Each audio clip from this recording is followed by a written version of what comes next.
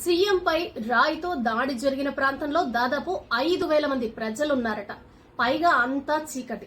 అంత మందిలో నుంచి ఒక వ్యక్తిని పట్టుకోవటం అంత తేలిక కాదని, కానీ 100% పట్టుకుంటామని విజయవాడ నగర పోలీస్ కమిషనర్ కాంతి రాణా చెప్పారు. సోమవారం రాత్రి తన కార్యాలయంలో సిపి మీడియాతో మాట్లాడారు.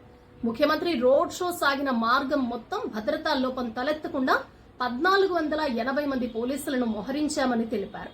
పర్యటన సాగిన దారంతా అత్యంత రద్దీ ప్రాంతాలేనన్నారు. సీసీ కెమెరాల దృశ్యాలు, వీడియోలు, ప్రత్యక్ష సాక్షుల కథనం మేరకు వివేకానంద పాఠశాల, రామాలయం మధ్య ఖాళీగా ఉన్న ప్రాంతం నుంచి గుర్తు తెలియని వ్యక్తి రాయి బలంగా విసిరినట్లు గుర్తించారట.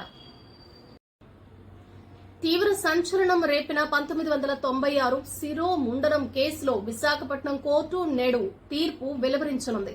5 దళితులను హింసించి 2కి శిరోముండనం చేశారు. 1996 డిసెంబర్ 29న ప్రస్తుత కోనసీమ జిల్లా రామచంద్రాపురం మండల వెంకటాయపాలెంలో ఈ ఘటన చోటు చేసుకుంది. ఈ కేసులో వైకాపా ఎమ్మెల్సీ, మండపేట ఎమ్మెల్యే అభ్యర్థి తోట త్రిమూర్తులు నిందితుడిగా ఉన్నారు.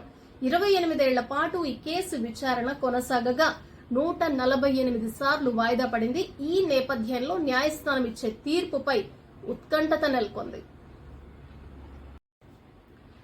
ఎండల తీవ్రత పెరుగుతోంది. సోమవారం కన్నా మంగళవారం, బుధవారాల్లో 2 నుంచి 3 డిగ్రీల వరకు ఉష్ణోగ్రతలు పెరగనున్నట్లు వాతావరణ శాఖ తెలియజేస్తోంది. దీంతో పాటు రాష్ట్రానికి వడగాల్పుల ముప్పు పొంచి ఉందని హెచ్చరించింది. ప్రధానంగా బుధవారం కొన్ని జిల్లాల్లో నమోదయ్యే అవకాశాలు ఉన్నాయని పేర్కొంది. సోమవారం సూర్యుడు నిప్పులు కక్కాడు.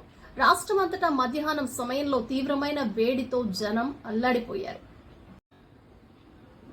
నేను సీఎంను కాబట్టి ఏ చట్టమైనా చేస్తా, కేసులు పెట్టేస్తా, జైల్లో వేసేస్తా, భూముల్ని లాక్కుంటాం, గన్నుల్ని, పరిశ్రమల్ని మా వాళ్లకు బదిలీ చేస్తామంటే కుదరదు. అది బందిపోట్లు చేసే పనని, ప్రజాస్వామ్యంలో రాజ్యాంగబద్దంగా, చట్టబద్దంగా పాలించాలని, ప్రభుత్వానికి ఉన్న బాధ్యత గుర్తెరగాలని, ప్రస్తుతం అక్కడక్కడ ఇలాంటి బందిపోటు పాలనను చూస్తున్నామని ఆర్థిక నిపుణులు, మాజీ special chief secretary doctor PV Ramesh అన్నారు.